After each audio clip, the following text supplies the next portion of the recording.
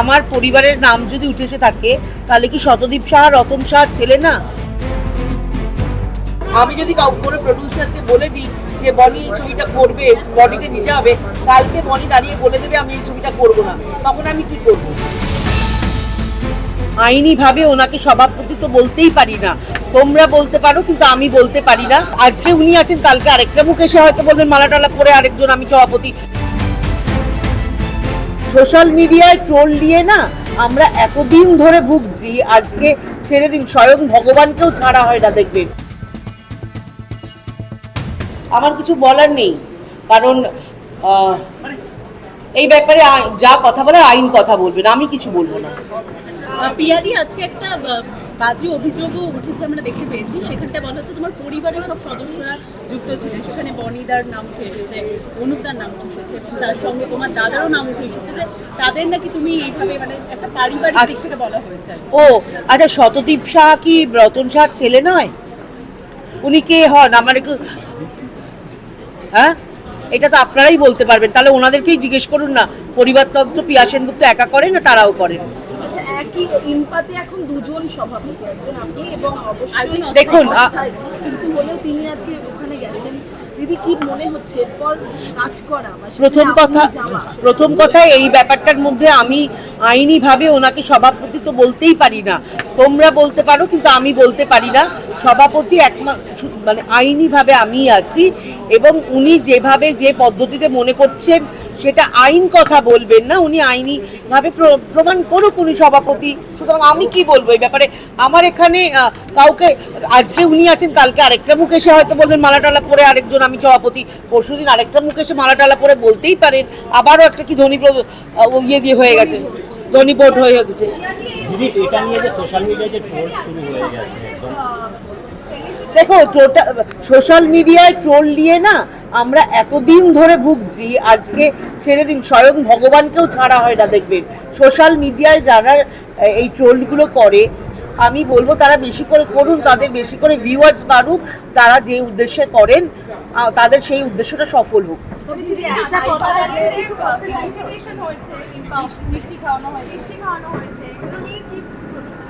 আমার প্রথম কথা যে কাজ ওনার সম্বন্ধে আমি বলতে যাবো কেন, যিনি আমি জানি, যে কোনো একজন সাধারণ মানুষ এসে মালা পরে মিষ্টি খাওয়াতেই পারেন, তার সম্বন্ধে আমি কেন কথা বলবো? আমি এইসব ব্যাপারে কথা বলতে ইন্টারেস্টেড নই।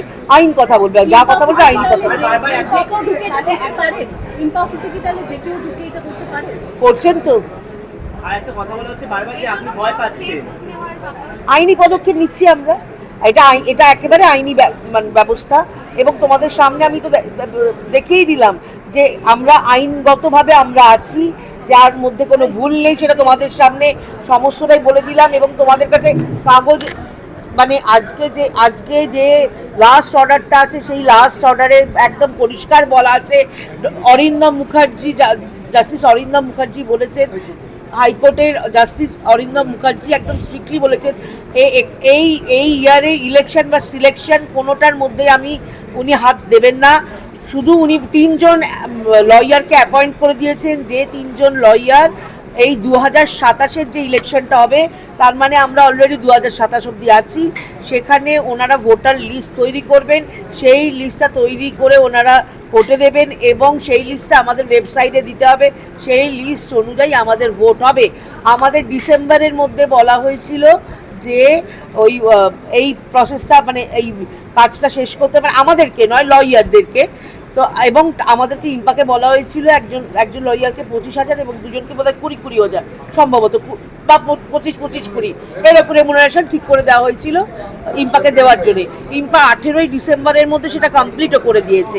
এবং এরপরেও একটা চিঠি আছে, এটা বোধহয় ইয়ের কাছে, চিরঞ্জিত শাহ, আমাদের যে ওনারা বারবার বলছে যে আমরা ডিসেম্বরের পরে, এই চিরঞ্জিত শাহকে ওই যে ওই লয়ারের লেটারটা একটু দিতে বলতো, যে 18 ডিসেম্বরের পরে আমরা এগোইনি, আমরা বলিনি ওদের। দেখবেন, আমরা লয়ারকে জানিয়েছিলাম যে এবার আমাদের যা যা কাগজপত্র দেওয়ার, যা যা লিস্ট দেওয়ার, সব আমরা 3 জনের, 2 জন ওদের লয়ার ছিলেন ওদের পার্টে, একজন আমাদের পার্টের লয়ার ছিলেন। তো আমরা সব দিয়ে দিয়েছি, এবং আমরা বারবার করে ওনাদেরকে বলেছি যে আপনারা এটা নিয়ে প্রসিড করুন। তো এরপরে কিন্তু এটা আমাদের আর কিছু করার নেই, ওদের ব্যাপার। তখন ওদের লয়ার, এই চিরঞ্জিতের কাছ থেকে যেটা আনো না, ওই লয়ার যেটা উত্তর দিয়েছেন, আমরা যে বলেছিলাম যে এটা প্রসিড করতে, তো ওনারা প্রথমে ওদের ওই লয়ার প্রথমে একটা 15 তারিখে ডেট দিয়েছিল, তারপরে আবার চিঠি দিয়ে জানায় 15 তারিখ না, সামার ভ্যাকেশনের পরে ওনারা আমাদেরকে জানাবেন। তো সেক্ষেত্রে আমাদের এখানে কোনো এই যে ইলিগালি বসে থাকার কোনো জায়গাই নেই, কারণ আমরা যাই চলছি সবটা আইনের পথে চলছি। দিদি দিদি আজকে বলা হচ্ছে আপনি হেরে গেছেন বলে আজকে ওখানে যেতে পারেনি প্রেস হেরে গেছি মানে ভোট হলো কোথায় হারবো? ওনারা সেটা বলছেন, আপনি সেই জন্য প্রেস ক্লাবে ভয় পাচ্ছেন, প্রেস ক্লাবে হার মেনে নিয়েছেন, এই আপনি কথাটা হার বলা মেনে হয়েছে। নিয়েছেন। এটা দেখেছেন তো, এই যে এদিকে একটা প্রেস ক্লাবে করা নিয়ে বিভিন্ন কটূক্তি বলছে। হ্যাঁ? আপনি প্রেস ক্লাবে আজকে প্রেস মিট আপনাদেরকে করছেন। প্রথমেই আমি বলে দিলাম তার উত্তরটা, প্রথমেই তো উত্তরটা বলে দিলাম কেন প্রেস ক্লাবে করলাম। দিদি বলিনি হ্যাঁ আপনাদের? ঝামেলা এড়াতে চাইছেন, প্রথম কিন্তু কথা এরপর হচ্ছে হ্যাঁ ওই পরিবেশটাকে সুস্থ হওয়া দরকার, সেটা আমরা আইনি পথেই সুস্থ করব। কিন্তু ওখানে কি এরপর 2027 যদি ভোট হয় তার আগে কি করবেন ভাবছেন, মানে সেটা 2027 আগে তো আইনি পথে ওই জায়গাটাকে পরিষ্কার করব, আগে আইনি পথে জায়গাটাকে পরিষ্কার করবো। এই যে মানুষের মধ্যে বিভ্রান্তি, আর প্রথম কথা দেখুন, আজকে তাদের হয়তো কারণ তারা যেসব মানুষ নিয়ে ঘুরছে তাদের ভয় পাওয়ার কোনো কারণ নেই, কারণ আমরা তো চারটে বাউন্সার নিয়ে ঘুরতে পারবো না দাদা, আমাদের ভয় আছে।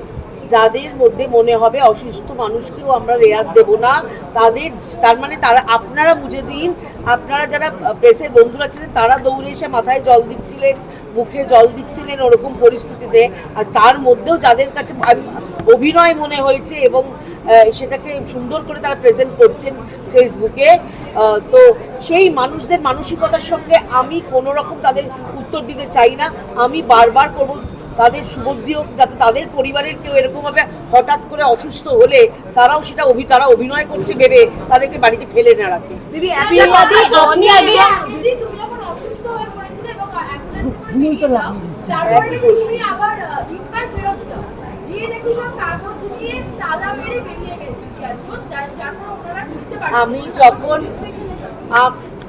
আমি যখন আমার সঙ্গে পুরোটাই আমার মিডিয়ার বন্ধুরা ছিলেন, আমি ওখানে যখন আমাদের পুলিশ থেকে অ্যাম্বুলেন্স করে দেওয়া হয় এবং আমাদের ওখানে ট্রিটমেন্ট করার পরে অ্যাম্বুলেন্স বলে আপনাদেরকে আমরা ইম্পা অবধি ছেড়ে দেবো, ইম্পা অবধি আমাদেরকে ছেড়ে দেওয়া হয়, তখন এই বয়স্ক মানুষটা আমাকে আমার যেহেতু সেদিন গাড়ি ছিল না, এই বয়স্ক মানুষটা অত রাত্রির অবধি বসেছিলেন আমাকে নিয়ে, আমি তখন বলেছিলাম আমাকে পুলিশে যেতেই হবে, কমপ্লেনটা করতেই হবে, আর তখন এই মানুষটা আমার সঙ্গে যান, আমার সঙ্গে আরও আমার জেনারেল মেম্বার যারা যেরকম অনুসোয়া বা আরও যারা ছিল আর কি, শিউলি এরা সবাই আসেন, এবং কিছু আমার মিডিয়া বন্ধুরা তারাও আমার জন্য অপেক্ষা করছিলেন, তারা সবাই মিলেই যান। এবং আমি ওখানে যখন এফআইআরটা জমা দিয়ে যখন আমি বেরোই তখনই আমার মানে তখন আরও বেশি করে অসুস্থ হয়ে পড়ি, এবং তারপরে ইনি আমাকে বাড়িতে পৌঁছে দিয়ে তারপরে ইনি বাড়ি ফেরেন। 100 টাকা করে 100 টাকা করে বুঝতে পারছি না আমি প্রশ্নটা, 100 টাকার বিক্রি। কিসের ফিল্ম ফেস্টিভ্যালের টিকিট 100 টাকার বিনিময়ে বিক্রি করা হয়? হ্যাঁ, এটা বলেছেন। আর জিজ্ঞেস করুন ওদের কাছে আর কি বলার আছে। প্রথম কথা, আমি বললেই যে বনি সেই ছবিটা করবে তার কোনো গ্যারেন্টি, স্যারকে বলে দিই যে বনি এই ছবিটা করবে, বনিকে নিতে হবে, কালকে বনি দাঁড়িয়ে বলে দেবে আমি এই ছবিটা করব না, তখন আমি কি করব?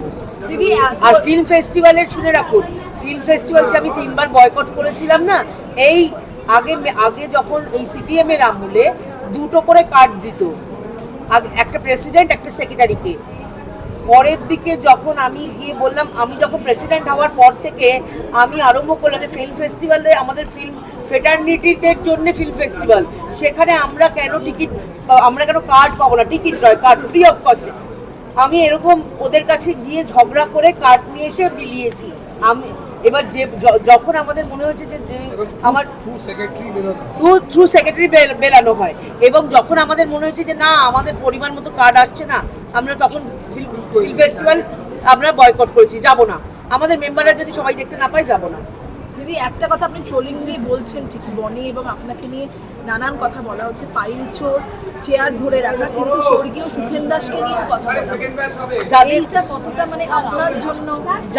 যাদের মধ্যে ওই বোধটুকু নেই যে মানে তারা জানেনই না হয়তো কে সুখেন দাস, এটা নিয়েও ট্রোল হব আমি, কেন আজকে যে প্রশ্নটার উত্তর তোমায় দিচ্ছি, তাদের মধ্যে সেই ভদ্রতা বোধটুকুই নেই যারা না, মানে আমার মনে হয় তারা তাদের নিজেদের বাবা মাকে, গুরুজনদেরকে শ্রদ্ধা ভক্তি করা শিখুক, এর বাইরে কিছু বলার নেই। টলিউডের লেটেস্ট আপডেট, গসিপ ও এক্সক্লুসিভ ইন্টারভিউ দেখার জন্য এখনই সাবস্ক্রাইব করুন সিটি সিনেমার ইউটিউব চ্যানেল আর ফলো করুন আমাদের ফেসবুক, ইনস্টাগ্রাম ও হোয়াটসঅ্যাপ চ্যানেল।